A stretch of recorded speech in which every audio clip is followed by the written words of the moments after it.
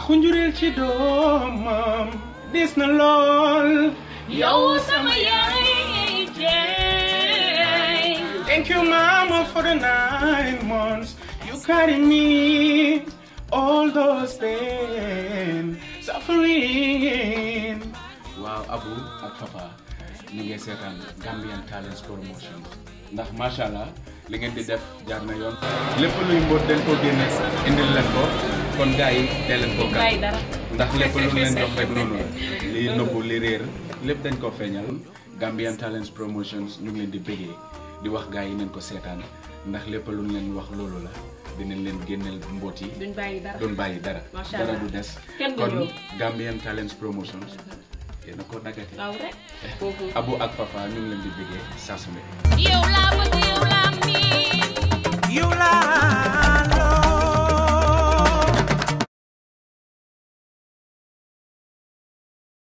nega gesen yang ngonde mamoy ngodoy julolo fennega gesen yang ngonde mamoy fonde ma foy dindin faloli minni bali dun ni sanyoti lole boyda dindin ifulanti yang Gambia Talent Promotion al fulanti jang itolle be jambe nyaato Gambia Talent Promotion mun tolle tati alingi makoy e ka Gambia la londo le pousse nyaato niamoy Gambia Talent Promotion wala mandi ka kamala ka Gambia la londo sama nyaato ay wule ye wala déglu leen ko Gambian Talent amul morom dina la bégal waaw déglu leen ko Gambian Talent Promotion dun telephone kan wata tak nyano nga faje daka manjari ngankali billahi ko ala me bali ndo ke jele on koy me long ke le bara manjari e jabi hey ntolu me bara hen talent da broke ke atirin kanari ka Gambian Talent Promotion every time ko la jibe you know what I'm saying so mba fala fansol be ko yo watch it out you know what I'm saying. Following the memory lane to history, the story behind the freedom of this country is victory. See, people say that this is the same country that bore the pain her children suffered in vain with their hands and legs bound by the chains that enslaved them, fought her way through the dark era of colonialism, held on farm and hoped for better days during those hard trying times when she was ruled by a dictator, a man who took over her, terrorized her children and left them in pieces from which they are still trying to recover. People say that Gambia is a peaceful place with an amazing culture, a nation so nice with a beautiful structure that it is home of legends with great legacies, home of icons what praise with the struggles of whom the red, white, blue, white and green flag was raised, a nation known for its peace, love and unity, inhabited by people blessed with beautiful smiles of humanity. See, I am not denying any of that, but see, Gambia is not everything people say it is. Do you know that in the Gambia, corruption resides in the hearts of leaders, a place where politicians have plastic smiles fixed on their fake faces, other sweet words and trick people into believing they're nation builders. Instead, they're actors and two-faced cheaters. The majority of the young people in the Gambia are currently unemployed, even though they have the results, the degrees, the masters and all other required papers, which is why a lot of Gambian youth embark on the risky journey of illegal migration, a journey that costs most of them their lives as they drown into that dream-crushing ocean. You see, instead of figuring out solutions to this problem, everybody is busy pointing fingers. The young people blaming the government for not creating employment opportunities, for not giving them a chance to prove their capabilities, and the government blaming the young people for their lack of diligence. See, Gambia this boy Bujanga by high school and all of a sudden drops out because he can no longer cope with the school system which he believes is too tough. Mutokir, where does I wajuram wala mudor de kampembeda. Morami guram bukoroba munako bro nakala, fajma panjigi ataya wai. And when he's tired of this, he turns to the streets and earns himself a certificate in robbery, theft and drug abuse. Suparenan, dekabinehud, halis amut, chona biyaga na beligi jehud, mandal jisa to madara do them back way.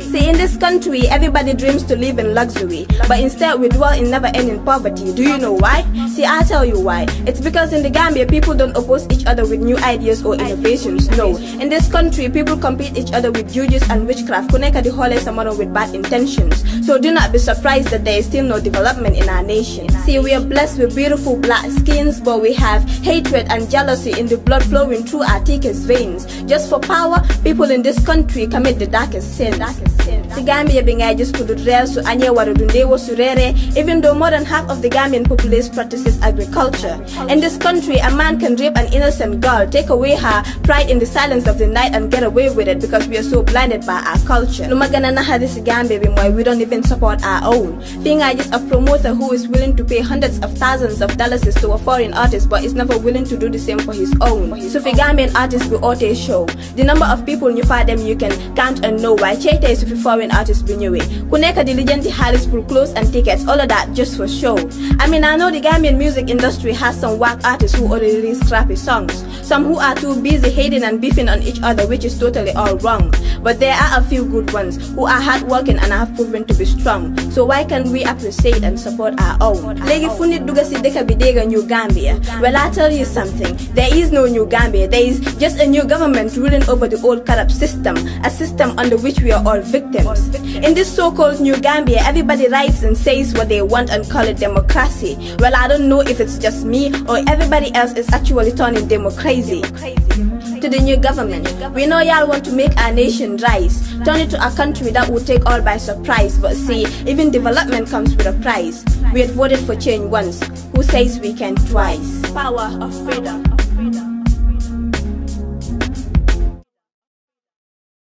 It's very good. I like so much. I'm very happy. Every time I'm happy for Gambian talent. Wow. Because the people is good, it's very nice. Your boss is very good. I'm very happy, okay? Yeah, I learned me and my name is Naitura. This is talent. This is talent. Wow, okay? Wow. Yeah, man. Wow. I respect this Gambian talent. Yeah, man. Yeah, man. Talent Talent. I'm very happy. I'm very happy. Wow. Any moment, anytime, any night. Okay? I got me and Talent Promotions. Any talent them have, them over to the world. Got me and Talent Promotions. Got me and Talent Promotions. Best in the Gambia Promotions. Any talent them have, them over to the world. To the world. Any talent them have, them over to the world. Got me and Talent Promotions. Any talent them have, them over to the world. www.GambianTalents.com. Them boss me tunes to the world. Speedy General. Respect. suñ toogee tànnama fukki at ak juróom-ñaar def ma député am nañ ay doom yoo xam ne ëppuma leen jàng ëppuma leen gannaaw gënuma leen juddu ñu fàtte seen doom yi fàtte seen jarbaat yi fàtte seen rakka yi tànn OJ léegi ñooñu duñ nekk ci coono nag man ma bàyyi leen fi dem man am naa liggéey FAO am naa liggéey UN dama ko fa bàyyi ñib si ndigte dama fiile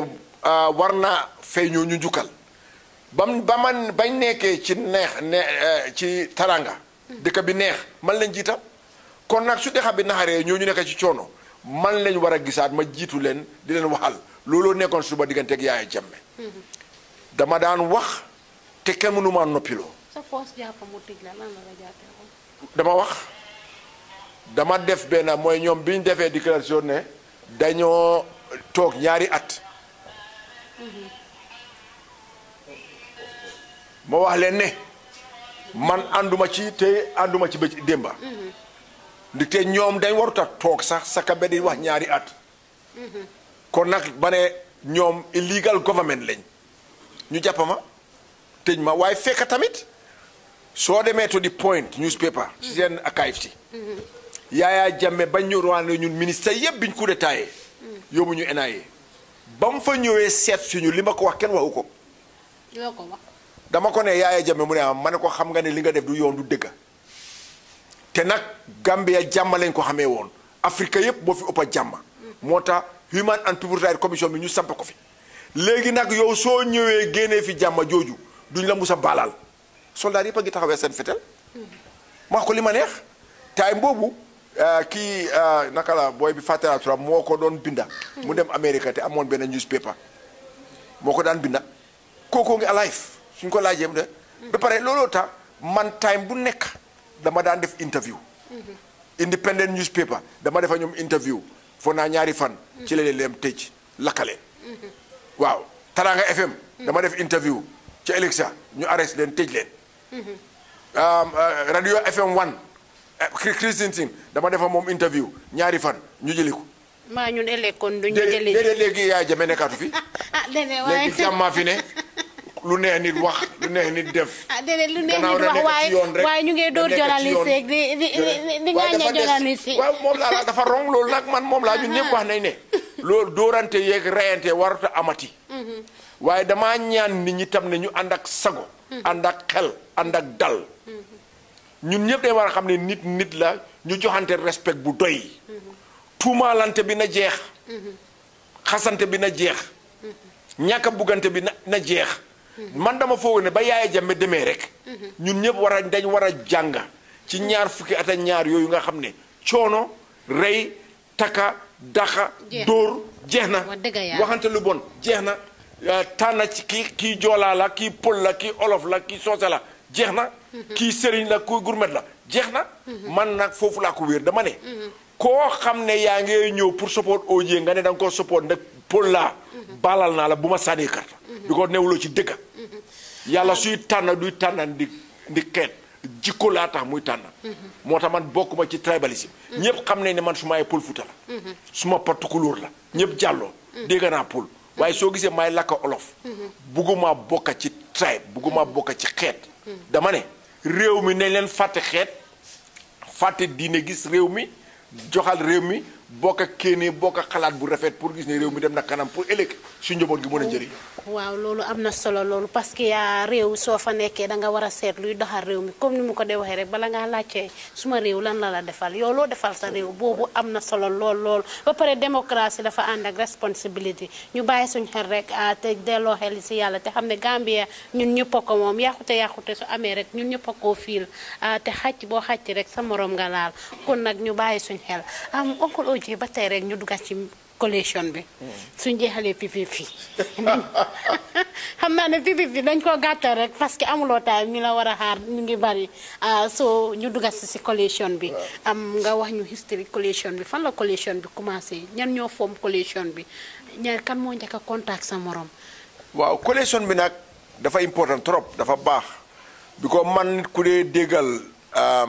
kilifa laa Saa Dawda Kairaba Jawara ki nga xam ne moo doon njiiti PPP nekk first president and first prime minister and first premier of the Gambia. ba ma resigné suma liggéey bi East Timor di ñib si in 2000. dama jaar ci moom London ne ko saa maa ngaa ñibbi mu ne ma lu xew ma ne ko damaa dem bokk ci politique bi digte su ma deful loolu dafa mel ni kon dama orwa Serekunda mu ne ma OJ yow da nga dëgër boppa waaye nag soo demee waxal ma Sirif Diba ak Assane Moussa Camara ne ak opposition li dafa nekk ne suñ nekkut benn saasaay bii duñ ko fi mën a génnee te ba ma ñëwee loolu laa def yàlla def ma toog man ak Assane Moussa Camara ak Sirif Diba ñuy meeting ci benn hôtel benn restaurant bu nekk fii restaurant di Mr kii naka ci Johnson yi Fadiara bi restaurant Coffee dañ fa daa meeting secretly di petition pour degree 89 degree bi nga xam ne moo baanoon political parties yi pour ñu génnee ko bañ génnee ko ñu form parties man ca laa door di advocate because Saa Dawda daf ma ne takkal sa ndigga nga gis ne opposition party yi nekk nañ benn moo tax 2001 benn ba 2016 fu ma toog radio bu ma wax newspaper bu ma wax dama ne opposition bi nañ nekk benn ku ma déglu nag balaa élection yi last 2016 dama ne su dee Yaya Jammeh win na buñ ko congratulate ñu ne ma OJ lu tax ma ne nañ congratulate UDP PPP NRP doy because xam nañ naka lañ ko war a génnee te ñun ñoo ko bañ a def ñaar fukki at ak ñaar suñ nekkee benn dañ ko génnee so ñu door di waxtaan yàlla def bañ doogee di waxtaan ñu door di meeting yàlla def ci barke ñu nekk benn form coalition bi gis nañ ne lañ bëggoon am nañ ko kon Saa Dawda la waxoon am na bi ngeen dajee dañ leen laajoon ku nekk 70 delegates ak yooyu noonu. waaw naka nga foogee woon sa 70 delegates. waaw man dama tànn suma 70 delegates from throughout the Gambia bi ko PPP la ba pare ma woon leen ne ñu def meeting fii suma kër. ma woon leen ne dañ leen sànnil Adama Barrow. den am na yeneen parti yoo xam ne sax man ma toog waxtaan ak ñoom ne leen sànnil di Barrow as a candidate. because fiiroon naa ne that would have been made the coalition pour more convenient pour all of us te regrettuma ko. Barrow as a candidate bi ñu ko decide. non parti bu nekk. ok xam nga bi ko ñeneenti candidate ñoo amoon. Adama Barrow Halifa Sallah. Amat Bah ak docteur Bojang. Adama Ba ba pare dañ d'accord ne koo xam ne gagné nga da ngaa resign from your party. taw independent because it's a coalition government. ba pare that coalition government all the 7 parties yi nga xam ne ñoo ko form and the independence ñooy bokka ci government bu run that government. ñu d'accord sign. moo tax ba Adama Barrow winee lim njëkkaa def mooy resign from UDP. He is no longer a member of any party. He's a UDP candidate la independent candidate la teg réew mi yépp a ko fi teg. te am na ñu bari ñoo xam ne sànnil ko karta surtout ci ndaw yi bokkuñ ci parti réew mi lañ gisoon. bugg a jàmmi réew mi bugg a wécceeku bu rafet ci réew mi bugg a jéebu jëm kanam moo tax ñun ñëpp ñu sànnil ko. kon nag ba tey Adama Barrow ba tey independent candidate for president la dafa win pour ndika because of independent candidate la su taxawoon ci benn parti du win. loolu am solo la li nga wax am na solo lool ba léegi rek nit yaa ngi laajte ndax coalition baa ngi am wala amul ndax cabinet bi moo nekk am wala lan ak naka ngeen dee mitee si cabinet bi yooyu ak naka la mu fa dee demee parce que léegi dafa mel ni si cabinet bi ngeen dee gën a dajee den coalition bi. waaw donc really man kontaan naa ci li Adama Barrow nekk président ba tey because tey coalition bi ko fa teg. te ñun ñëpp koo xam ne appoint na la tey daf la appoint ba te mu ngi ko sukkandekoo ci d'accord biñ d'accord ci coalition bi ne. su taxawalee nguuram ñi nekk ci coalition bi laa ici ci nguuram gi. kon nag loolu maa ngi ko cee gërëm maa ngi ko cee sant. dinaa ñaawlu nag.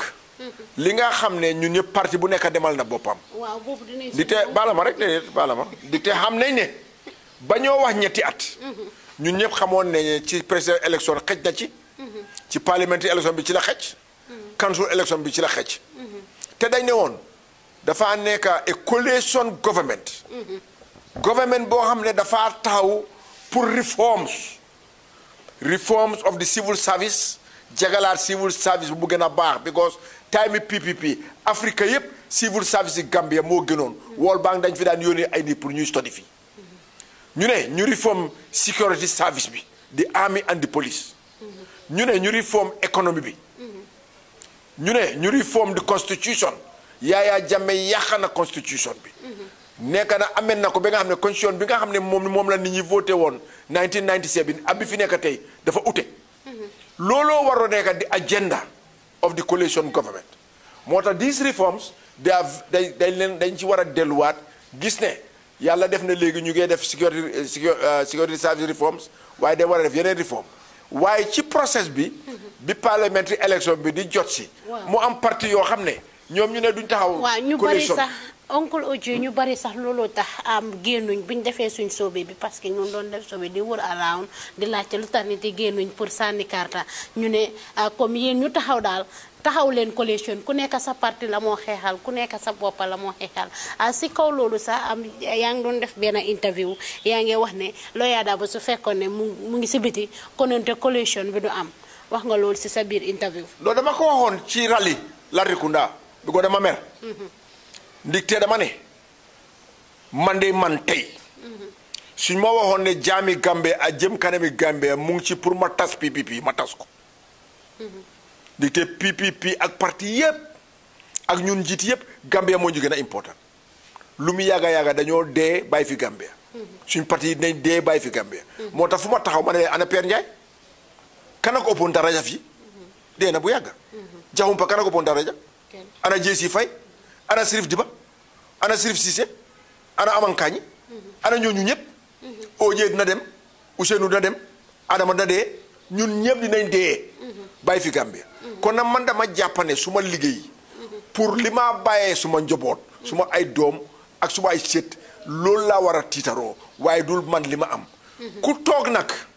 ba gis parti mu gën a la sa réew ëpput foofu ku toog ba gis nit mu gën a la sa réew ëppul foofu ak jëm a dem kanaaw a dellu gannaaw man loolu lay wax may leen man Gambia tax ma jóg su doon pour ut xaalis ut place ma toog UN ñu ngi ma doon fay $7,000 weer loolu laa dee ñibbee su ma fayee li ma war a fay yépp ñu ko ma toog fa loolu ëppale ñoo fay président bi waaye dama ne réew mi ma gënal dama fi am ay njaboot te dama bëgg ñu ñib si fii gis ne ku nekk kontaan na ne yëg boppam ne su ma réew de damaa tiitaru pour wax ne man Gambian la loolu tama toog fi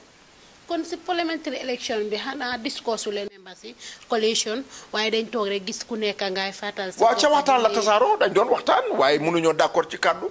soo ku nekk patem dem taxaw fekk ñun PPP nag pare wuñu woon because ñun all the way ñun PPP liñ d'accord rek mooy ne gannaaw d'accord nañ ñetti at ci biir ñetti at boobu parti bu nekk na fàtte boppam gis réew mi ñu gis ne torox tànge bi ñu fi nekkoon ak yàqu bi fi Yaya Jammeh def ci ñetti at yooyu ne leen ko jagal régler ko defal fondement boo xam ne nguur guy ñëwati di nga am ci loo taxawal gannaaw bi nga waxee loolu sa rally boobu bi nga waxee loolu Lawyer Darboe ñu bari ngaañoon nañ la si di wax ne enew loo Lawyer Darboe jaama wala dang si jee wala dang si lan nga am pour tontu non man ku ma gën a génne ene Lawyer Darboe jàmm amut waaye dama ne réew mi nag moo ma gënal nit réew mi fu ma gënalee suma bopp parce que keneen Lawyer Darboe maa moom ñoo toog benn classe juróom-benni at 1961 to 1966 from 5 to 5A Senegal High School mu jógee fa aawom bi suma jarbaat la suma mag bu jigéen a ko jur ki jur maami jabaram ak ki jur suma papa ñoo bokka ndey ak baay kooku duma ko war a bañ waaye dama nag su ñëwee ci réew ak dëgga aw ma ci maslaa boobu yàllaa ma bindee noonu di te yàllaa moom dëgga waratu am xeet waratu am xarit waratu am santa waratu am kër yàllaa ko moom te man su ma waree waaj ay ñëpp xam nañ ne Saa Dawda gannaaw suma paak suma yaay amul ku ma gën a respect pour moom waaye man sa konko ba mu waxee ne dafa bàyyi bañ a bàyyi maa ko wax ne ma ne sa pa dee na juróom-benni at juróom-benn fukki at te këram tasu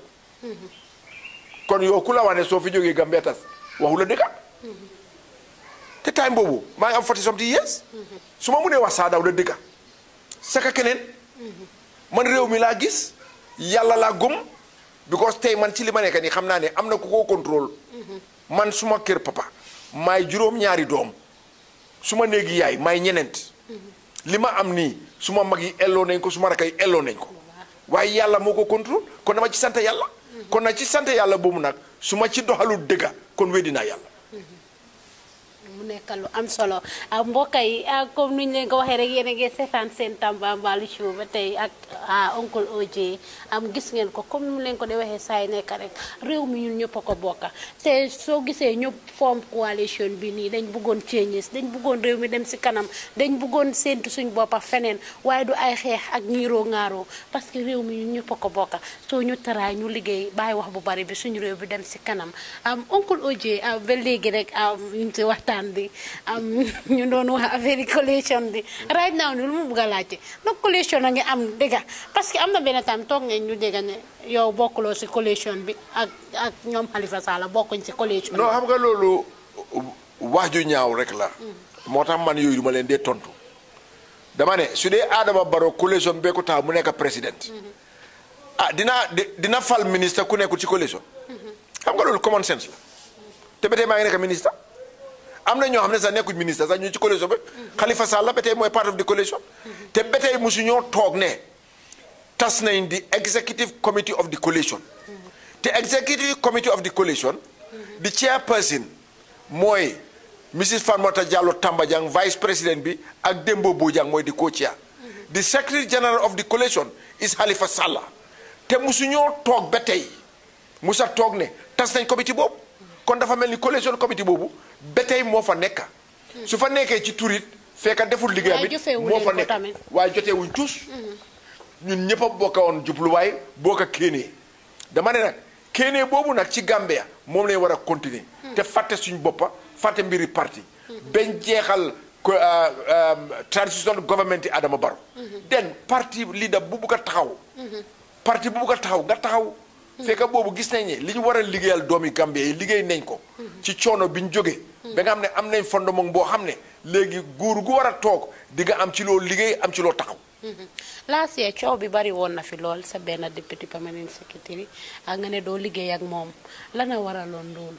déedéet du deputy permanent secretary de kan la woon dañ ma bëggoon a indil permanent secretary boo xam ne ministre Yaya Jammeh gannaaw ñun dañ jël nguur gi ees te area bi Yaya Jammeh gën a yàq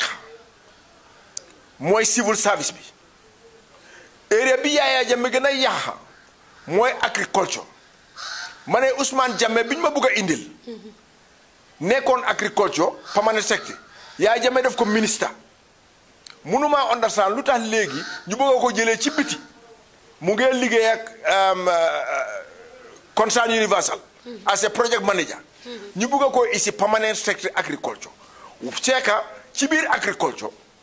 suma permanent secretary bi fa nekkoon ñu ne dafa retire duñ ko jox contract ki ko deka ki nekk député muy Assane Diallo Ousmane Jammeh bii ñu bëgg a indi liggéey na ci ron kooku fekk kooku am na masters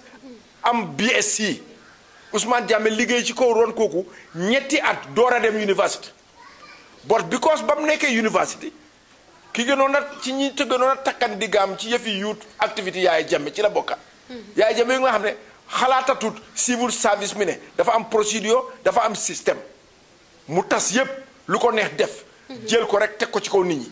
ndax ñun day bëgg loolu continuer ndax Ousmane Jammeh gën a am Assane Diallo right Assane Diallo mi nga xam ne mu ngi ci système bi am na ñu doon wax nag ne suma rakala suma ma ne suma bokka na moom dayaa bàyyi it te ma xam ne moo nekk ci dëgga keneen nekk ci fen dinaa fara moom ñeneen ñi dañ doon wax ne soo gisee nga avoid kili parce que dafa straight forward ak yooyu su straight forward du wax ma ne ku straight forward du liggéeyal Yaya Jammeh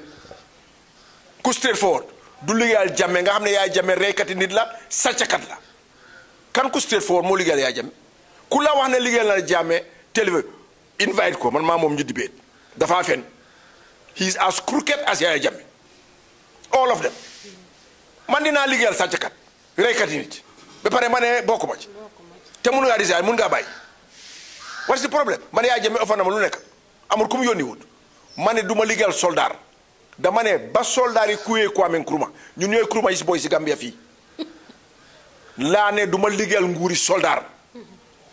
man Yaya Jammeh ni meloon ci man ñëpp xam nañ ko siis bii soo duggee yi toog su doon am tur Yaya Jammeh laa turam ba papaam dee ci man la ñu maa ko jox moto jox ko xaalis jox ko nit ñu àndaa papaam ñu jël deet ba dem fii yóbbu ko maa yokk suuli ko soxlaam yëpp ci man la daan ñëw waaye loolu du tax ba ma bugg a place ba tas suma réew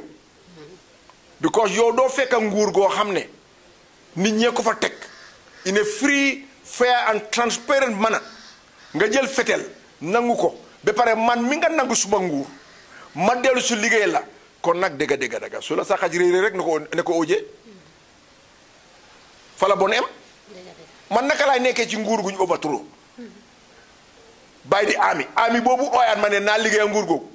te fekkam mu ñoo saaga rampant corruption ba pare nga ñëw toon ma ñëwaat liggéeyal ko kon corruption buñ doon oote dëggal thank you very much ma bañ mu mere ma des na ci moom seetloo dem na bàyyi ma fi looloo doon waral mu laa jàpp waaw yàlla dëgg ànd nag waaye dama leen daan wax nit ñu bari dañ daan ñëw fii OJ génnal dëkk bi OJ sa doom yaa ngi Europe ku nekk am le ma ne leen man suma taaw ki ma njëkk a gis tuddee ko suma yaay ñëpp xam nañ suma diggante suma yaay man juróom-ñeneenti at la am dee ndax man yàlla daf ma ragal ber ma war ma fee ba this time ma ne leen dew ma fet fii laay toog suba rek ma daraay suma dem toog suma kër yaay am na bés sax maa ngi toog suma kër yaay tooga moom nii teg suma loxo bi ci loxo bi laa ko dee teg bi ko man maa gënoon a jege suma ay doomam yëpp maa ngi teg suma loxo di ci fi daba mare na ànd see ñaari NIA ak ay police ñëw arrest ma suma kanam yaay ceene ma foofu suma yaay ngi toog waaye ba tey when I came out ay continue musuloo give up yàlla tere man ku ma xamul mooy laajte give up waaye man ñi ma xam bu baax xam nañ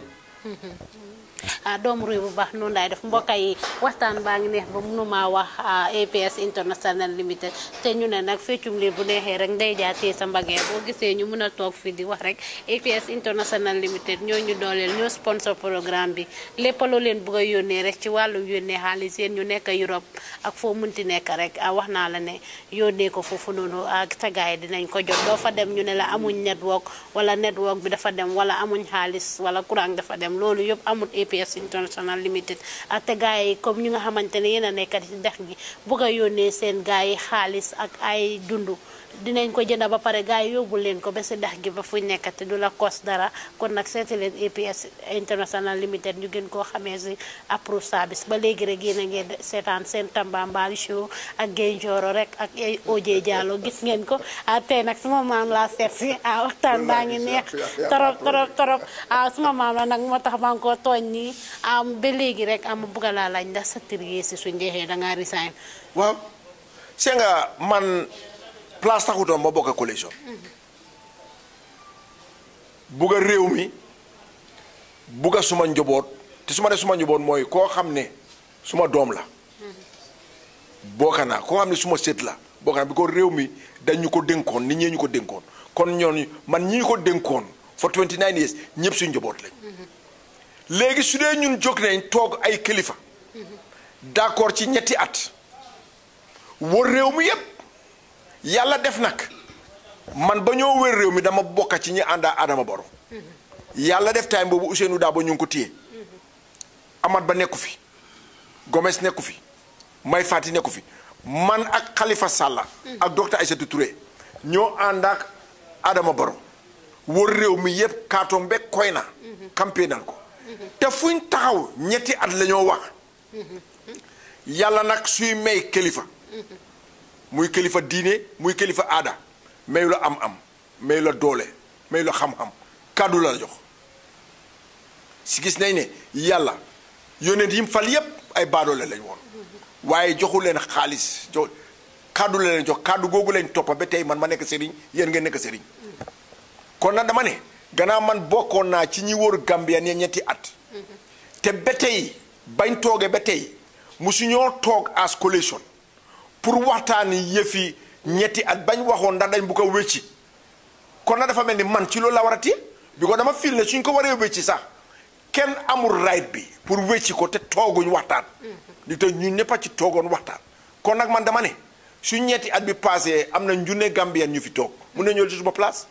ñu jox leen suma place bi man ma toppa ci yàlla li yàlla defoon barke bi ko ñetti at dañ doon wax ak yàlla contrat boobu lay ama doomi Gambien yi ñetti at boobu lay téye man xaw ma keneen nag waaye man neex na de nguur neex na te yàgg nga ci ma ne nguur lu mu neex nag sa diggante yàlla moo gën a neex man suma diggante yàlla laay seet ñu ne yéen xam nga 3 years ngeen saay noonu léegi constitution bi 5 years la wax léegi boobu naka ngeen ko dama ne nañ toog indi buxaaba yi nga xam ne luwaa man wax naa looya yoo xam ne wax ne mun nañoo change constitution bi dama ne leen toog waxtaan ko lu tax ba tey tooguñ depuis boobu noonu toogagu leen ba tey musu ñoo toog waxtaan that's right moo tax man nag gannaaw tooguñ te man dama nekk kilifa wa nit ay nit a ma jiite ma joxe suma kàddu wër réew mi yépp di téye microphone fu ñu dem di meeting balaa Adama Barrow di wax may wax ba pare jox ko moom mu wax carton bi koy na te ñetti at la ñoo wax su ma waxee ñetti at Khalifa wax ñetti at docteur Aïssatou Touré wax ñetti at Adama Barrow wax ñetti at tey lu tax bañ xamee ne dañ ci bugg a def leneen lu tax oote wuñ meeting executive yi coalition bi ñu toog waxtaan ko ñun yëpp ñu xam ndax dañ ci war a yokka ndax dañ ko war a wàññi ak lan la constitution bi wax ak naka la ñoo def pour gis ne constitution bi mun nañ ko wécci right now nii ñu baree ngee wax ne comme seen government bi da ngeen fail ñu baree ngee wax ne new government rek lañ wax waaye système bi ceeñagul ba pare change of président rek lañ am waaye régime bi ba tey benn la ndax loolu am la yow looy tontu si loolu soo parce que yaa ngi si biir government bi yaa ngi bokkat si gars yi non man dafa des ni ko nit ñi gisee rek man de man suma ministre yi man maa ko waroon xam nga beneen ministre de waaye suma ministre daal ñu approche la ñoo def ñu lifin moo tax maa ngi gis pour gis ne agriculture delluwaat na fam nekkoon ci First Republic nit ñi moom seen boppa am seen boppa ndig te ren rek gis nañ wécceeku bi ñeneenti at ci gannaaw musu ñoo mun a jënda 400 ñeneen téeméeri tonni gerte ci décembre ñeneen téeméer waaye ren ba ma trayé ba jiwu yi door teel a egsi fertiliser yi naka tos bi teel a egsi ren GGC décembre rek 4328 tonnes lañ jënda ñeneenti junne tonnes ak dara loo xam ne duñ ko daa mun a jënda ci juróomi at ci gannaaw ci juróom-benni weer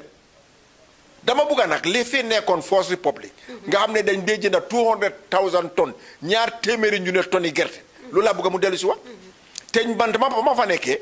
gerte maalo demoon nañ ba nga xam ne téeméer bu nekk ñun ñoo daan béyal suñ boppa ñeneen fukk ak ñaar tey dañ fekk Yaya Jammeh téeméer bu nekk fukk ak juróom bi ma fa nekkee horticulture yëfi gaad yi ni de alxames bu nekk Radville Farms jigéen yi nekk comme bu yëpp dañoo dem jaay seen li fi di foofu Radville Farms alxames bu nekk juróom ñeneen fukki tonnes yi horticulture produce dina ko yóbbu Angleterre Yaya Jammeh yàq na yooyu yëpp so loolu laa bugg a ekkatiwaat ci loolu lañ nekk nit ñi dañ war a xam nag ne liggéey te yàqu-yàqu ñaar fukki at ak ñaar mënuñ koo liggéey ci at ku foog loolu tam da ngaa nax sa bopp. sa digganteeg baykat yi naka la mel seen relationship bi. man dama mel ni doomi béykat te fekk ndeysaan Serekunda la man maa béykat yi jàmm rek moo nekk suma diggantee ñoom ñaari nit ñi nga fekk fii ñu toog béykat lañ te suma wax rek lañ këlee nga jógee ñoom yi këlee nga jógee beeg Kombo Naarang waaye maa ñoom jàmm rek bi ko man ñoom laa liggéeyal man dama ne tey soo gisee ma am moto di toog ci air condition office di def yi maa def di tukki yàlla béykat yi bi ko ñoom laa war a liggéeyal kon nag moo tax man wër naa réew mi yëpp ne leen baadoo la musuma dégga fu baadoo la di dimbalee buur Yaya Jammeh fii si loolu jeex na ma leen Adama Barrow su amee tool oo leen fa ne leen ko OJ wax ne ñoo bañ OJ su amee tool oo leen bañ leen ñun da ngeen ñu jël liggéey di ñu fay yi nga seen naamo yi la ñoo fay kon ñun day war a liggéey pour gis ne yokka nañ seen koom-koom yombal nañ seen dunda gis jox nañ leen jàmm waaye baadoo la du dimbale gu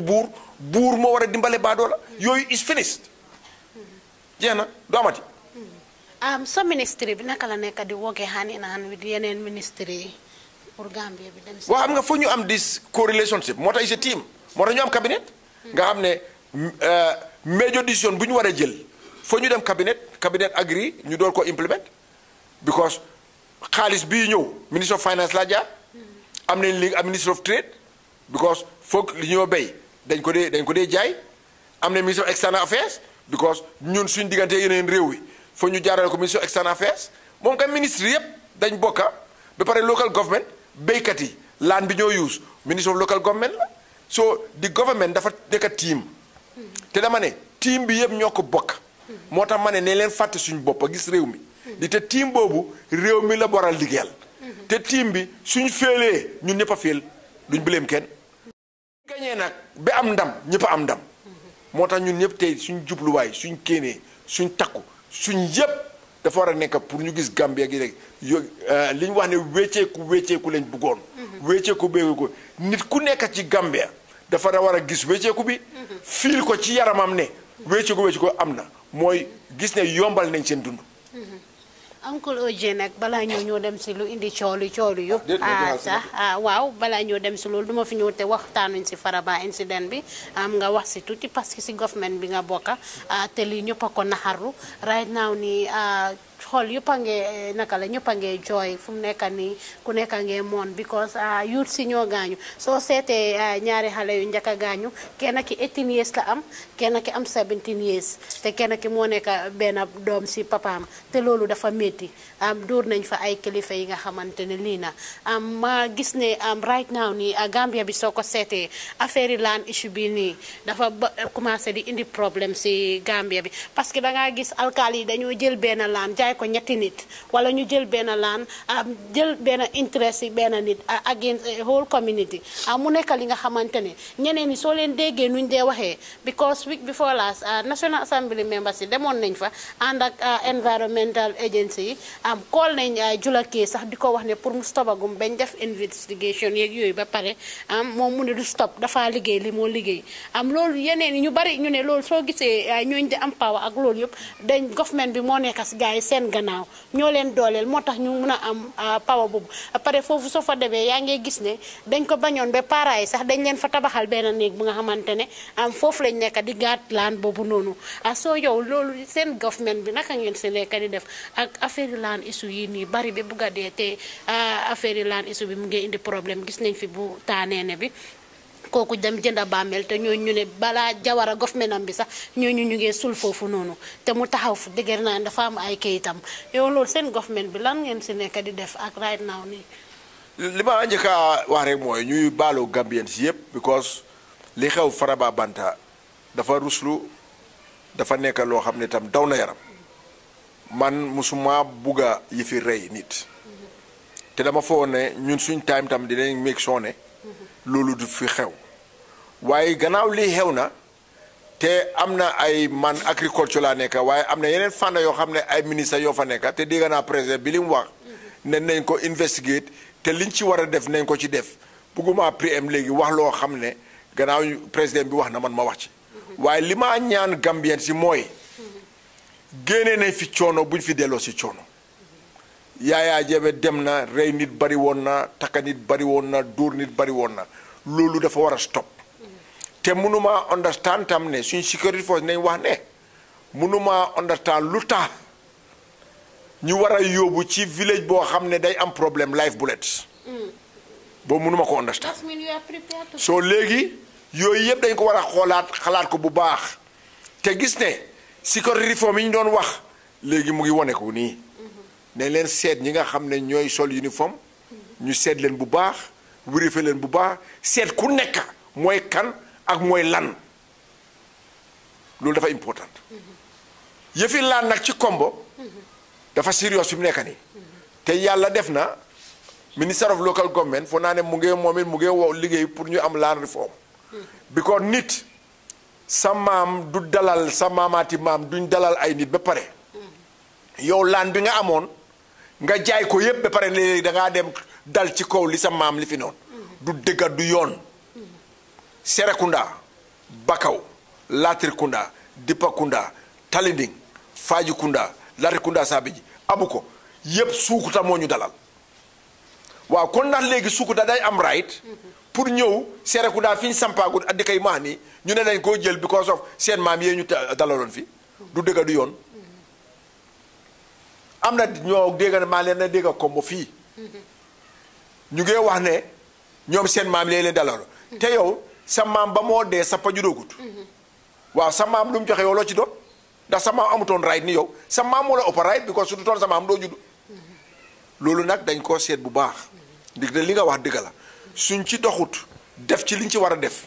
li xew Faraba dafa bari ci réew mi te kon dafa mel ni wécceeku bi ñu doon wax amul njëriñ pour nit ñi di te wécceeku bi luñ mun a am te jàmm amul dara luñ am bi ko ci la jàmm ci la lu nekk xëcc man loolu am pour wax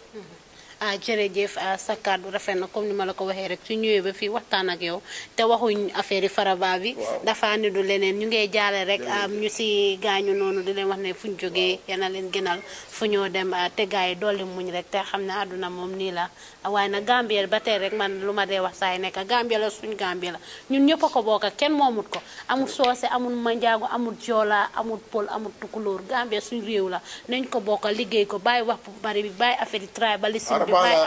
dafa am lu ma daan wax ci suma campagne ne leen man su ma tribalisé rek dama or Serekunda East manjaago yu ñu ëpp poli fi ma daan taxaw man élection 17 years maa di ëpp carte Gambia yëpp te manjaago yi di smallest tribe in Gambia in Serekunda East ñu ëpp poli kon nag man yeneen xeet ñoo ma fal kon su ma toogee ba léegi di jeesee fi xeet kon dellu gannaaw fa la am waaye dama dee roy tam ci Saa Dawda bam toogee Ebi Njaay ñëpp xam nañu olof la waa Banjul la daf ko yóbbu Sukuta Echo Jaani ñëpp xam nañu waa Banjul la Sarahule la mu yóbbu ko Kiyang West Amankaañi ñëpp xam nañ ne waa Jaara la muy si ko Kiyang Elbi Mbooj ñëpp xam nañ ne waa Ñaamina la muy si ko Badibu Kesieka ñëpp xam nañ ne waa Banjul la mu yóbbu ko Jokaadu wane ne Gambia yëpp ñëpp ko bokka waaye yàllaa def ci moom la gi njëkk a feeñ Saa Dawda ñëpp xam nañ ne Baara Jali la juddoo waa ñaani la du waa Kombo waaye waa Birkama yi fàtte seen doom yi fàtte seen sët yi fàtte seen jarbaat yi te amoon nañ waa Birkama yu bari ñu jànga mënoon nañoo taxaw député mënoon nañoo taxaw prime ministre taxaw président waaye waa Kombo jël Saa Dawda jiital ko waa ñaani waa Baara Jali kon nag man PPP laay roy PPP gisutoon xeet gisutoon diine ba pare yàlla def nag ba ñoo ut independence gannaaw jaxumpa kenn ci parti li day nekkul na sëriñ Saa Dawda was David PS Ndiaye Jesi Faye daf ko bañoo ba faada la jaxumpa rek moo doon sëriñ Saa Dawda moo nekk prime ministre fekk tubagut kon léegi ñun lu ñoo wax yëfi diine ak yëfi tribe fi dellu gannaaw fa la em dama ne nag ndaw yi nag ñoo am liggéey boobu buñ nangu ñun politicians yi because of ñu ngi ut dara suñ selfish ends ñuy leen ak dugal ci yëfi tribalism ak yëfi yeneen yoo xam ne dafa delloo réew gannaaw. parce que léegi nit ñi ñu dee sànnee sax based on tribe la loolu lañ dee sànnee soo ko seetee ba seet ñu dee sànnee. loolu nag dama bëgg a nañ ñu waxante dëgg Gambia bi loolu moo fi nekk. tribalism jógul fenn loolu yóbbu ñu réew kanam. déedéet c'est que ñaari fitna ku bu moytu ko de. duy jeex fu mu door fitna xeet fitna diine. ku ebu nang ko moytu. yàlla def na nag man jàkka bi njëkk a samp Serekunda suma kër papa la samp daara bi gënoon a rëy Serekunda suma kër papa la bi maa dara daara 1953 ñun ñu nekkoon ci daara ji ëppa ñun tati kana ko amee woon Muxtaar lii papi imam Baba lii moo amee woon jàkka ji amee daara ji waaye nag suma pa ki sampa jàkka jooju nekk imam ne doomam yëpp Catholic school la ñoo dem man doomam yëpp 15 doomam yëpp Saint Thérèse jigéen ñi yëpp Saint Joseph góor ñi yëpp Saint Augustine dafa tax du maa julli du maa ngi doon julli léegi jàmma ne ñooy te yàlla ci boppam moo ko wax ci alxuraan ne juróomi yónent ku leen topp ku leen gëmuloo ko Nuha Ibrahim Moussa Isa Muhammad kon léegi lan la ñun su dee yàlla ci boppam nangu na ne ojee jullikat sëriñ mun naa takka gurmet waa lu ay su gurmet xaraamoon yàlla na nagu bu ma takka ko kon nag ne leen ànd ak suñ sago ànd ak suñ xel ku nekk fa nga nekk fa dimanche man xarit gurmet rek laa bari le dimanche nañ dem cooj ñëw ñu añ aljuma ma dem suma juma ñëw ñu añ jàmmane ñor tey ku dugga suma néeg fii fekka leen fi su ma waxu tur waxuma xeet kanaay xam kanaay joola kanaay pul kanaay soose kanaay olof kanaay gurmet kanaay sëri loolu lañ war a gis ñun ñëpp ñoo bokka ndey ñoo bokka bàyyi ñoo bokka réew mi ñu nekk benn bokka jubluwaay bokka kéene bu rafet pour réew mi mun koy bu fi ñu ko bëgg a yóbbu waaw jërëjëf jërëjëf oncle Oje sa wax rafet na trop ba léegi rek yéen a ngi seetaan seen Tambambalu show bu leen fàtte APS International Limited oncle Oje ñu ñëw nag si parti bu nga xamante ne fa la ñuy wax ma bàyyi la parce que yaa ngi seet sa time bi right now nii wax ji bari lool yaa ma ko gën a xam ba barki démb nga oo taskati xibaar yi pour leeral sa boppa si wàllum fertilizer bu ñu wax ne yow yaa ko jël jaay ko am nga si loxo ba nga ne dangaa suukar faatu moom la dama ko def waaw ba nga ne waaw dama ko wàcce dama ko def ba nga ne dangaa suukar faatu comme man noonu laa ko mën a waxee waaw so loolu naka lam demee lañ bugg a xam parce que keroog yaa ngi wax ne loolu nekkutoon sa time loolu yàgg na di non du yëfu suma time de dama ne dañ ma tuumaal fenal ma loo xam ne duma ko nangu man bañu ma ne dama support press freedom waaye dama bugg a responsible press freedom dama bugg a press ñi ko doxal ñu am human dignity ba pare gis ne ñu ngee doxal dëgga ak yoon su du loolu réew mi dafa tas nekkul ne nag because of free press rek mun ngaa yàqa nit mun ngaa fenal nit loolu kon dafa mel ni kon you are above the law te law bi nanguwul loolu su dee ñoom bina nañ ne ministre Omar Diallo dafa connive ak businessman jël fertilizer jaay ko pour mu am ci xaalis loo xam ne yuguma tinuma fertilizer boo xam ne 2009 lañ ko indi Gambia ne du fertilizer bu baax time yaay jàmme tëj ca koy si woon ñu def ko ci store yi mu yàqu 2014 time boobu yaay jàmme fi ne ñu def meeting ne dañ ko sànni dañ ko sànni waaye pour sànni ko mu nekk problème amuñ ñu ko mun a sànnee amuñ xaalis bi ko dafa expensive mu nekk toxique léegi su dee ñooñu def nañ ba GPPA 2016 la binda di approve ne ñu get rid of it ñu am koo xam ne ñu ne dina ko mën a yóbbu Sénégal because Sénégal am nañ wéy bi nga xam ne dañ ko revive ingredients yi nekk ñu activate ko ak Mauritanie am nañ ko ak ñu ne xaw ma Ghana loolu lu ci Oje doon bañ koo discuss fekkewu ma bañ koo wax fekkewu ma bañ koo sign fekkewu ma yëgu ma xaw ma kuñ ko jox naka la newspaper di jógee ne Oje moo sign ab businessman bi because daf ci am xaalis man li ma lay wax is simple isil leen ma report bi ma sign contract bi ak nga wax ma xaalis biñ maa jox fan lañ ma ko joxee kañ lañ ma ko jox ak ñaata lañ ma jox jeex na yow affaire fertilizer boobu musuloo sa yëg dara. musuma cee laal dara musuma cee yëg nothing bañ sign up ba after ni ma ko yëgee sax dama toog fii benn guddi. boori 90 guddi Edu ko bés. lawyer. mun ngeen ko interview. ñëw fii dama man de dama am suma benn client te audio yooyu yaa ñu dee dimbale dañ ko detain léegi 22 hours. te loolu waroon naa jeex man loolu rek laa bañ. kuy violer constitution boobu jaral ma anything te gisuma ci mbokk gisuma ci xarit. Marine police man leen nga ne ko fa téye léegi damaa taal su moomu te ñëw foofu fekk xaw ma kan la sax soo kooku ne ma officer bi ne ma déedéet bàyyil kan la ma ne ma tural ko turam ma laaj ma ne Edu nangal turam mu ne ma Modiba ma ne ko alright 15 minutes after mu ne ma waxal lawyer bi mu ñëw ñu béel ko man nekkuma fii waa ji bi ñu ko génnee police the next day mu ñëw fi fekk fi suma jabar mu ne ko nga wax su audio yi nga ne ko man maa ngi Modou Diba kim dimbale bañ béel ko ma ne ko ma ñëw suma jabar ceeleg sa mu ñëw nuyoo ma ne yes naa nga def ma ne toogal xaw ma ko mu ne ma non man maay Modiba noonu laa ko xamee fekk sign na agreement contrat bi ñaata weer. kon Modiba boobu moo sign on contrat. waaw ak gars yi ministre bi ak gars yi GPPA yi. foog loolu tamit compressé la because soo seetee nga dimbale ko ñu béel ko mu ñëw sa kër noonu next minute incident bi ñoo xapul. déedéet waaye moom doon si dara de moom doon si tus moom doon si dara gars yi wax ne dama sign na moom. pour xaalis. léegi dama ne nañ ma wax fan la ma Modiba joxe xaalis rek laa bëgg ak fan laa signé moo agreement contract gannaaw ñoom ñoo ko wax xaj na dañ ko gis nañ ko indi bi ko foogu ma ne suñ ko gisutoon nañ ko wax xaj na man dama signé lu ma gisut nañ ma ko indi rek man day loolu laa wax ba du compter next week bu ngeen dugal kayit yi su ma looyee bi waaw man daal nañ ma indil contrat bi ma signé Modiba ak nañ ma indil kayit yi nga xam ne wane nañ ne bés nangam Modiba ñëw na jox la xaalis béréb nangam ak nangam la jox rek man suñu defee loolu rek. léegi yow anda yow ministre la li xew bi nga koy yëgee. saynuloo defuloo dara yow yan jéego nga si jël. dama ne waruma cee jël benn jéego because is an expired fertilizer kenn bugg ko. ñu ngi ut ñoo xam ne sax mun nañ ñu koo jëlal pour dem sànni ci ko mënuñ ko sànni Gambia dafa rey nit te ña ko def they are officers of the ministry they are Gambians they were doing their job. te dañ jee gis ne due process GPPA is not Ministry of Agriculture ñoo binda ne mun ngeen koo sànni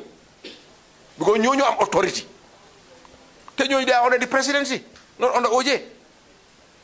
de any asset of government ñoom ñoo ko mën a dispose of waaw su ñooñu defee loolu man maa ban autorité la am pour wàllee ne loolu ko def even su ma ko yëgoon. last minute ne Adama Barrow yëg na ko. déedéet boobu is 2016 la GPA binda. ok 2016 temps boobu Adama Barrow OJ dafa toogaw. ok 2016 la GPA binda. waaw GPPA. ok GPPA. si la binda. waaw time boobu OJ toogagul. comme mi ne bii tuumaal buñ teg sa kaw la rek. seega tuumaal la te man xam naa du ma bugg a wax ne leen dem koot bi affaire yi jeex seega li ma wax rek mooy. loo bañ xaj. bu ko wax ne boñam weexut. waaw xam naa ne man 1981 ma nekk ministre. time boobu ministre yi doole yi am léegi amuñ ko 81 ba 94 maa ngi nekk ministre te musuma nekk ci ministre bu ndaw sàccu ma tappale ma néeg bii dama ko samp balaa maa nekk député commercial banque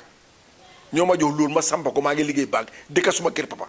luye ko ADS ak jaamaan kay yëpp a ngi fii ay jaamaan fay banque ba pare doo fee toxu si 17 years benn kër la am yaa jame nangu ko suma ministre yaay yëpp benn kër la am yaa jame nangu ko léegi man sàccuma dara time boobu xaalis boobu yëpp ma doon contrôle lu mooy ñëw di sàcca fertilizer boo xam ne dañ ko war a sànni ah kon am na lu ma jot. mbokk yi yéen a ko dégg waaye comme ni mu ko waxee rek ba tey rek suñ ne press freedom tamit naka la presse bi war nañoo bàyyi seen xel bu baax a baax parce que ñi nga waxal wala ñi nga liyal ñoom tam dañ am ay famille te am na ñu bari ñu leen a toppa loo leen wax rek mun ngaa laal si seen family members yi te wax bu ñaaw jël ko rek teg ko ci kenn mu nekk li nga xamante ne dina naxadi ñu baree bari ñu bari di dañ si kon ba léegi rek comme que presse bi yéen ñun ñooy taskati xibaar yi rek am ñu bàyyi suñ xel bu baax a baax parce que luñ lépp luñ wax rek loolu laay askan bi di téye fi mu nekk ni askan bi pa ngi jàpp ne Uncle OJ moo jël fertilizer boobu noonu jaay ko te loolu nooy mujjee dangaa go on su kër Fatou kenn mënu ci dara xam nga yéen xamul leen ma moo tax kenn mënu ci dara I am ready to go to any length with it because li nga wax dëgg la dama am family my family has gone through what no family in Gambia has gone through in 22 years dama foog na léegi suma family dañ am jàmm waaye bañ bindee loolu ci newspaper suma doom yi nekk Angleterre ñi nekk America suma rakka yi suma jarbaat suma mbokk yi fii suma xarit yi kenn amul jàmm pour lan because of some irresponsible reporting dañ war a am human decency in everything we do man duma musa tuumaal nit Yaya Jammeh li ma ko bañ yëbu suma ko tuumaal bañ naa ko ba xuloo suma xarit bi ko dafa wax Yaya Jammeh dara ma ne ko amuloo benn right pour wax Yaya Jammeh dara man bi maa nekk ministre ku wax suma yaay dara na man xarit bi ko duma ko di tàggu suma def li maa def kon nag bu kenn wax Yaya Jammeh dara ñun ñoo Yaya Jammeh ñoo am problème moo tax man duma tuumaal nit jàpp naa rek ne lii dégg naa ko wax su defee ma wax ko lu ma ci fekk baax na moo tax dama daan déglu télévision nit ñëpp li ñu naan ñoom duñ seet télévision man every day damaa seetaan télévision li Yaya Jammeh di wax maay koo déglu pour ma mun a tontu kenn du ma wax de man maa koo déggal suma bopp dama bugga pour ñii binda ñii wax nañ xam li ñoo wax su ñoo wax nañ wax lu baax la lu rafet luy def jàmm réew mi mun a dem fi ñoo dem waaw fii laay jaaree rek wax la ne nga wax sa last word nga tàggatoo parce que ñi laa xaar bari na ba léegi di la wax ne rek waaw Gambian Talent Promotion as naka la lii nañ naka la tuddaati lii nañ apprécier nañ ñu ñu jël ni nga nangul saa yuñ la fogee sa buntu rek nga ubbil ñu ko kontaan nañ ci loolu torop di la wax ne ñëpp dañ war a def ñëw parce que information is power te information bi askan bi si ñun la ñuy taataanee te si ñun lañ ko war a déggee soo yéen ñu war a joxe information bi soo leen génnul ngeen wax dafa ñaaw te nit yi duñ xam la na nekk di go on so is baax na always ngeen dee génn di wax appreciate nañ ko trop. non man li ma leen a wax sax mooy dama believe ci benn wax ju benn président Amérique waxoon mu ne président ñi Amérique ñàkk a président moo ko gënal Amérique ñàkk a free press man loolu laa believe ne tey soo gisee ñu mun a wax suñ nit ñi di mun a déggoo suñ nit ñi di mun a jokkantee nit ñi di leen wax liñ bugga di leen wax li ñoo def yàlla presse bi la waaye Uncle OJ soo seetee fi Gambia bi free press bi des na ba tey de because still now amuñ access to information dara dafa am sax nga dem di find out pour génne pour wax nit yi lan moo xew ak lan a nekk di dem duñ la nangoo ubbil seen bunta yi ba pare right now nii ñu ngi ŋàññe journaliste yi di leen dóor di leen di laas lii bi rek time yi lii bi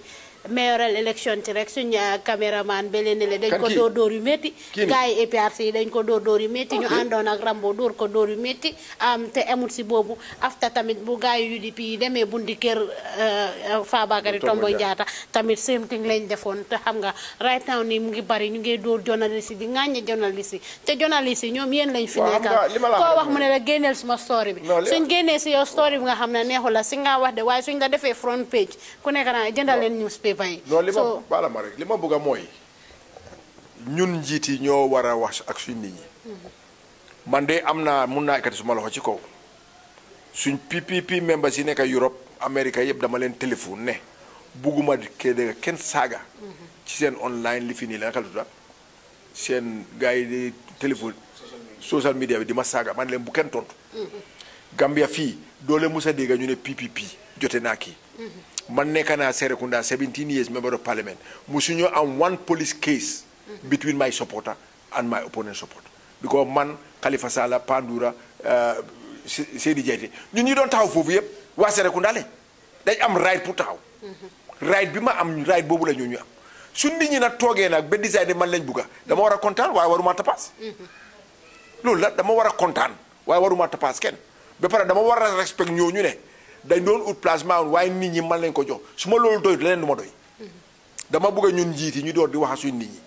because li ma gis mu passé ci élection yi passé ay xeex ak ay dóoranteeg ali xëjut fi su dee ñun ñu ne démocratie lañ bëgg a doxal rule of law lañ bëgg a doxal na statut yi ñun ci parti yi ñu régler suñ doomi parti yi woon leen ne kenn moomut kenn réew mi ñu ñëpp ko bokk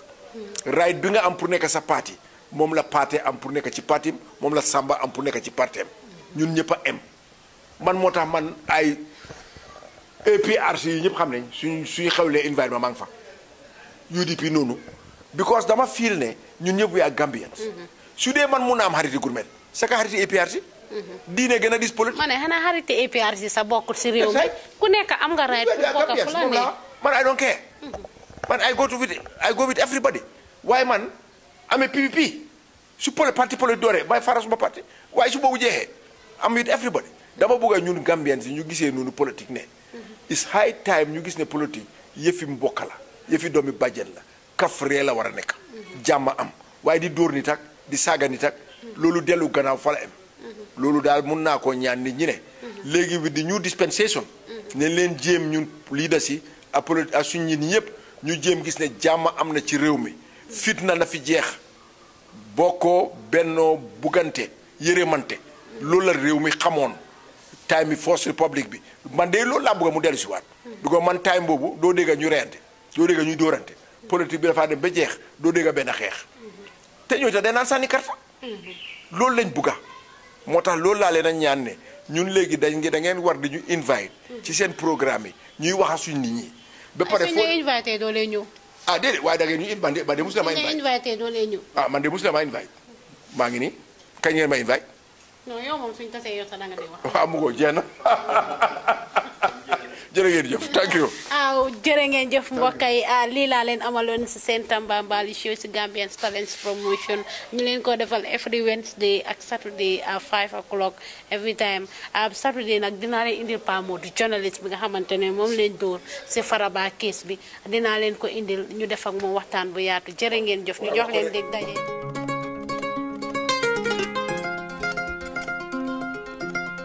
Gambian Talent Radio, where our talent meets creativity. Oh yes, bringing you all the latest and the greatest out of Gambia. Baba boy,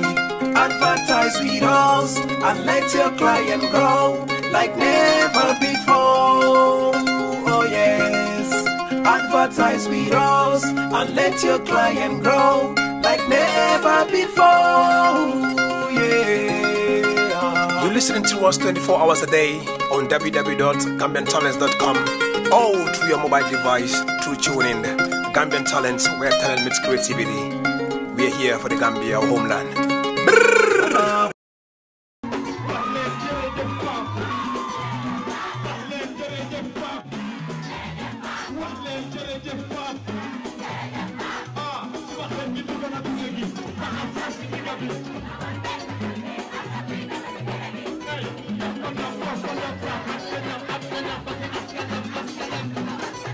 Hey yo, suma xeet gi dugana gune gi faxas xaar si digga bi bëggut benn bu dut bi pa os kuy doba ci génn gi Gambian Talents Radio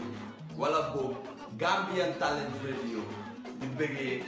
waaw promoting Gambia to the world ma ne ko xëy toj fu kenn tojut def lu kenn defut su leen neexee na xoddi kapoor ñoo yéeg ak lu kenn jotul Gambian Talent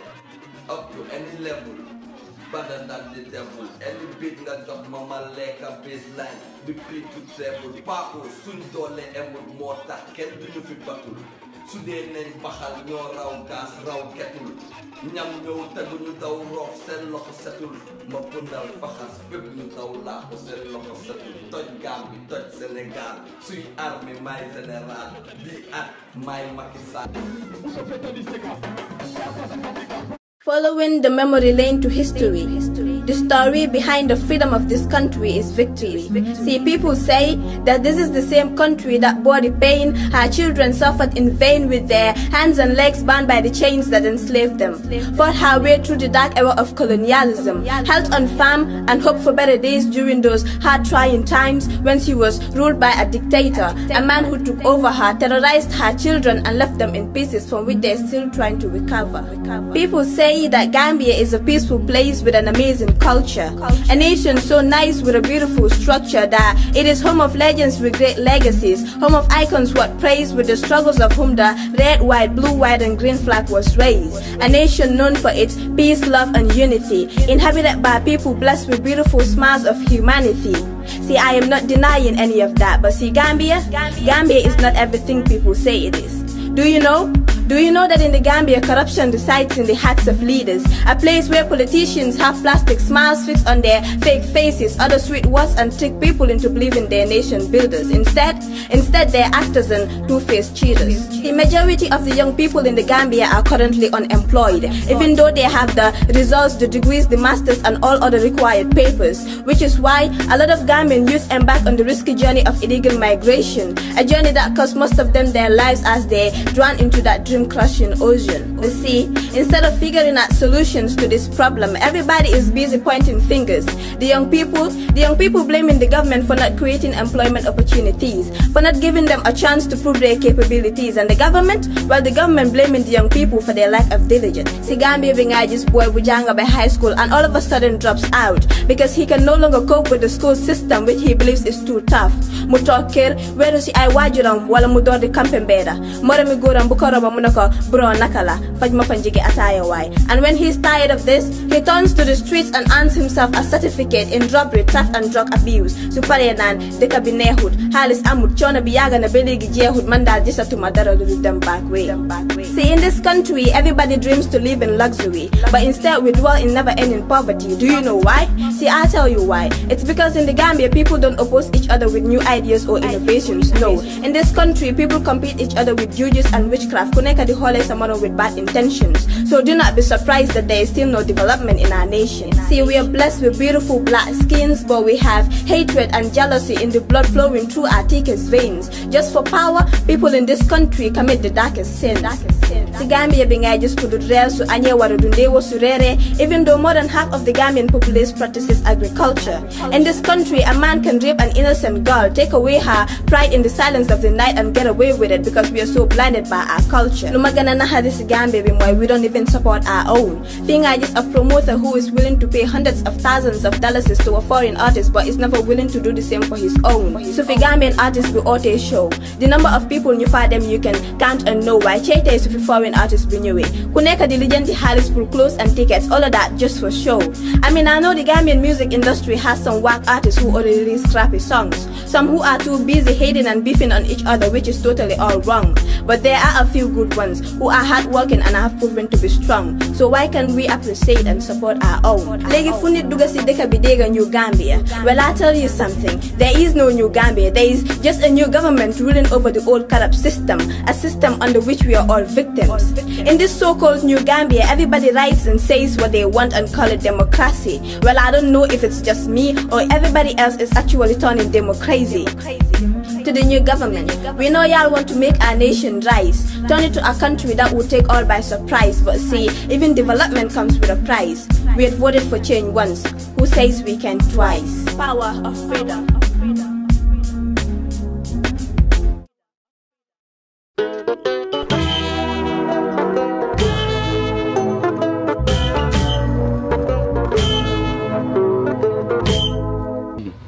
Al-Nimbara, Gambian Talent Promotion.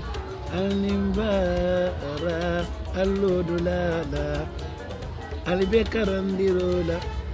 Entertainment, Al-Babelela, Niakono, Gambian Talent Promotion, Gambian Talent, Al-Lakudia Tanye. Alinga badia, nunanga badia. Politico, haina ile ndazilala. Talama ma waila dila jobe waiwe amna mana. Lolo ler na maga mien talano ma waila dila jobe sa waiwe amna mana. Lolo ler na ma yangal gama, kama waji yangal gama.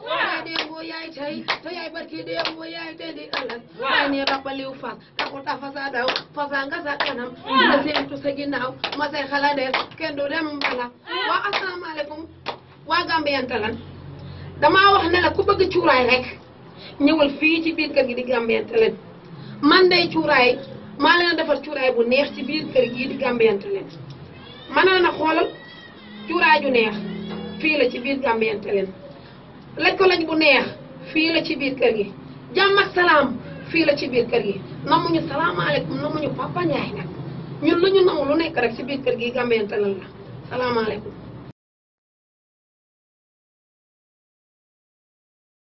nega gesen yang ngonje mamoy ngotoy julolo fennega gesen yang ngonte mamoy fonde ma foy dindin faloli mindi bali dun ni sanjoti lole boyta dindin ifulanti yang Gambia Talents promotion al fulanti jang itolle be jambe nyaato Gambia Talents promotion mun tolle tati alingi makoy e ka Gambia la londo le pousse nyaato ni amoy Gambia Talents promotion wala mandi ka kangola ka Gambia la londo sama nyaato ay wule ye wala déglu leen ko Gambian Talents amul morom dina la bégal waaw déglu leen ko Gambia kala mag jox ko ci bu yeen hey ku la yónni nga bañ ko wax nga wax be sagar xey hey doy raxas bool ne liggéey kër gi sa ñaxam siit mbaraani weeri koor ku ko dégg foog na tiit li ci góor a góor ne jigéen a ranuma ndox yabaate suñ xol di dog ñu dëkk si nawe gi on and off ni xel du faate mukk those town refugees naka ndar ku daway lekkante gi di law ne piis simbam bam ay waay na simbam bam ay waay na simbam bam ay waay na simbam bam ay waay yabaate ay waay yabaate ay waay yabaate yo yabaate ay waay yabaate ay waay yabaate ay waay yabaate yo yabaate ay yow yaa ngi déglu Gambian Talents promotion ñun la slam ji Seydina Omar Chato chat bless one love